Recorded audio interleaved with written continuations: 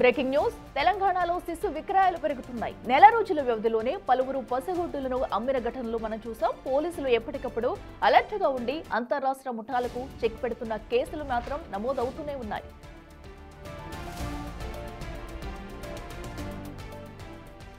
తాజాగా నల్గొండ, కరీంనగర్, నిజామాబాద్ లో శిశు విక్రయాలకు సంబంధించి కేసులు నమోదయ్యాయి. పేదరికం ఆసరిగా చేసుకుని మధ్యవర్తులు దందా చేస్తున్నారు. గిరిజన తాండాల్లో అధికంగా శిశు విక్రయాలు జరుగుతున్నట్టు తెలుస్తుంది.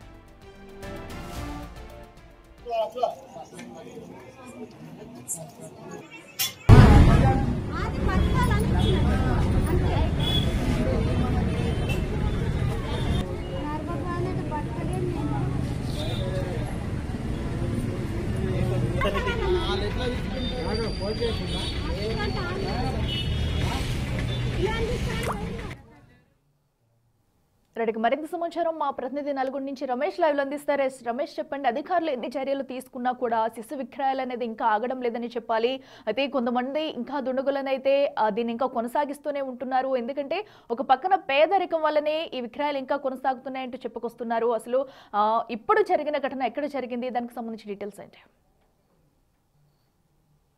రైట్, గిరిజన తండాల్లో ఈ ఘటనలు ఎక్కువగా చోటు చేసుకున్నాయి. నెల రోజుల వ్యవధిలోనే 4 కేసులు కూడా నమోదు కావడం జరిగింది. పేదరికాన్ని ఆసరాగా చేసుకొని ఆడపిల్ల పుట్టడమే శాపంగా కూడా జరుగుతున్నటువంటి పరిస్థితి కనిపిస్తుందని చెప్పొచ్చు. నెల రోజుల క్రితం మనం చూడడం జరిగింది. పెద్ద ఊర తండాలో 3వ సంతానంలో కూడా ఆడపిల్ల పుట్టిందని కూడా వారు ఆ ఏలూరుకు చెందినటువంటి వ్యక్తులకు కూడా అమ్మడం జరిగింది. 3.5 లక్షల రూపాయలకు కూడా అమ్మడం జరిగింది. ఆ తర్వాత ఆ పోలీసులు మొత్తం విచారణ ప్రారంభించగా కూడా పూర్తి స్థాయిలో దర్యాప్తు చేసిన తర్వాత ఇక్కడ డాక్టరే మధ్యవర్తిగా, ఏదైతే హాలియాలోని హాస్పిటల్ నిర్వహిస్తుందో ఆ డాక్టరే మధ్యవర్తిగా వ్యవహరించిందని కూడా ఆ పోలీసులు ఆమెని అరెస్ట్ చేయడం జరిగింది. తాజాగా ఆ ఘటన మర్చిన తర్వాత 3 రోజుల క్రితం నల్గొండలో దామర్చెట్ల మండలం మాన్సింగ్ తండాలో కూడా ఇద్దరు పిల్లల్ని కూడా తీసుకురావడం జరిగింది. పోలీసులు విచారణ ప్రారంభించగా దామర్చెట్ల మండలం మాన్సింగ్ తండాలో త్రిపురారం నుంచి ఒక మగబిడ్డని, అదేవిధంగా నాగార్జున సాగర్ నుంచి కూడా ఒక ఆడపిల్లని కూడా తీసుకొచ్చి కూడా ఆ ఇల్లీగల్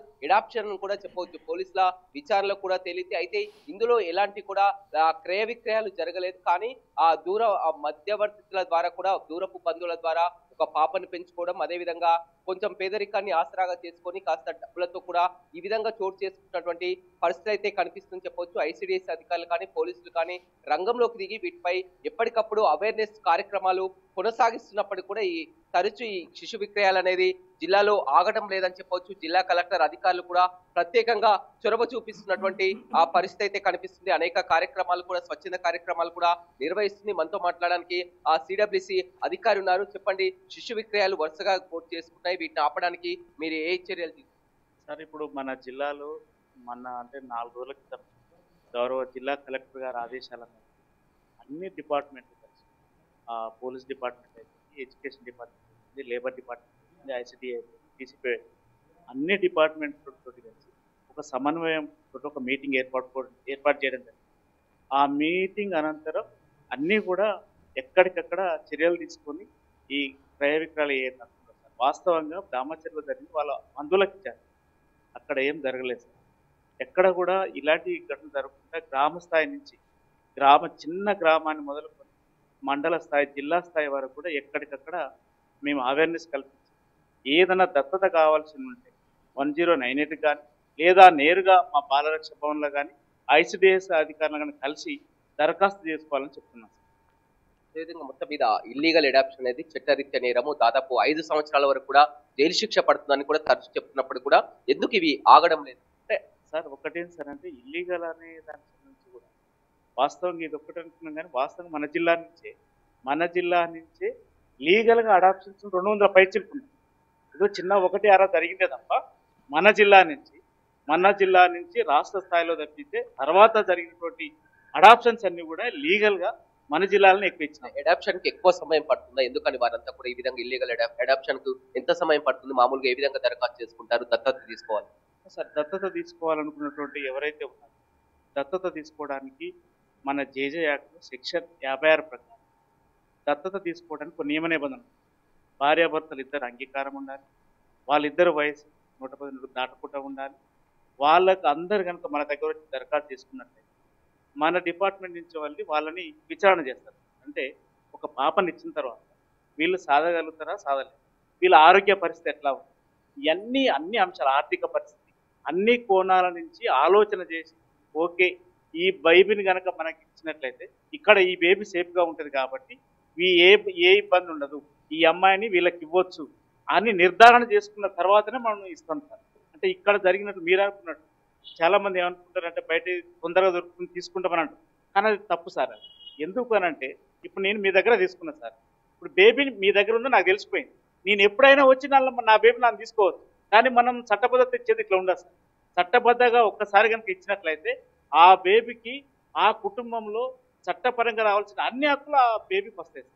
గిరిజన ప్రాంతాల్లో ఎక్కువగా ఈ ఘటనలు చోటు చేస్తున్నాయి. గిరిజన ప్రాంతాల్లో ఎలాంటి అవేర్నెస్ కార్యక్రమాలు?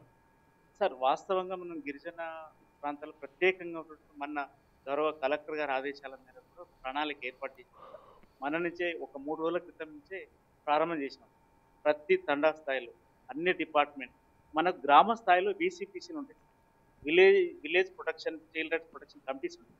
ఆ కమిటీలకు శిక్షణ మొదలుకొని మన జిల్లా స్థాయిలో ఉన్న శిక్షణ కమిటీలకు కూడా వీసీపీసీలకు శిక్షణ ఇవ్వాలని బలంగా జిల్లా స్థాయి గ్రామ స్థాయి నుంచి తీసుకొస్తున్న శిక్షణ కార్యక్రమాలు మన కలెక్టర్ గారి ఆదేశాల మేరకు. మొన్న పెద్ద ఊర్లో జరిగిన ఘటన చూడడం జరిగింది. హాస్పిటల్ ఎవరైతే ఉన్నారో నిర్వాహకురాలే ఆమె మధ్యవర్తిగా వేయించి కూడా ఏలూరు చెందిన వారికి బంధువులకు కూడా అప్పగించారు. అది ఆ విషయం మీద మనం చట్ట ప్రకారం చర్యలు తీసుకోవడం జరుగుతుంది. ఒక చట్టమే దాంట్లో. ఇప్పుడు మీ దగ్గర ఎన్ని పెండింగ్లు ఉన్నాయి అడాప్షన్ సంబంధించి? అంటే అడాప్షన్ మన దగ్గరకు వచ్చిన దాంట్లో ఏం పెండింగ్ లేదు. అంటే మన శిశు గృహాలు కానీ దత్తత కోసం అప్లికేషన్ చేసుకున్న వాళ్ళు ఉన్నారు ఉండొచ్చు సార్, ఒక 24-25 వరకు అప్రాక్సిమేట్. వాళ్ళకి కూడా మన దత్తత చేసుకున్న తర్వాత అంటే అది కూడా సీనియారిటీ ప్రకారం ముందుగా ఎవరైతే దరఖాస్తు చేసుకున్నారో ముందుగా ఇవ్వాలి, ఆ సీనియారిటీ ప్రకారం ఇచ్చేయడం జరుగుతుంది. అంటే దామర్చర్ల జరిగినటువంటి ఘటన ఎలాంటి లీగల్ అడాప్షన్ కాదంటారు, కానీ వారి చుట్టూల దగ్గర తెచ్చుకున్నా కానీ అడాప్షన్ అనేది చేసుకోవాలి. అవును సార్, వాస్తవం మీరు అనేది correct sir.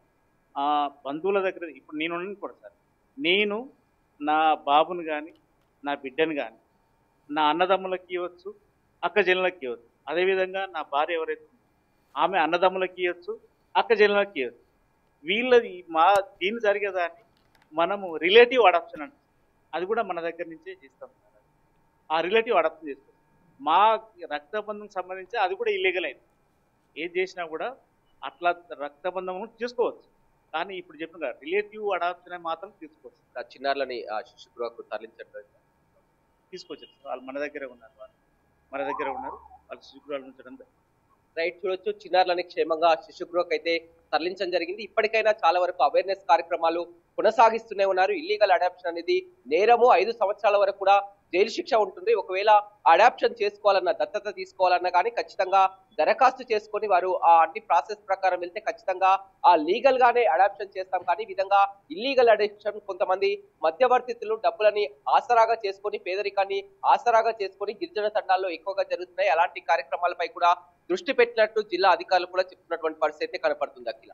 Right Ramesh, thank you. So ఏదైతే అటు తెలంగాణలో చూసుకున్నట్టయితే శిశు విక్రయాలు రోజు రోజుకు పెరుగుతున్నాయని చెప్పాలి. ప్రధానంగా గిరిజన తాండాల్లో పేదరికాన్ని అడ్డుగా చేసుకుని అంతరాష్ట్ర ముఠాలైతే ఈ ఘటనలకు పాల్పడుతున్నాయి. అయితే వీటిపై మరింత కఠిన చర్యలు తీసుకుని వీరిని అరికట్టాలంటూ కూడా ఇప్పటికే స్థానికులు కోరుతున్నారు.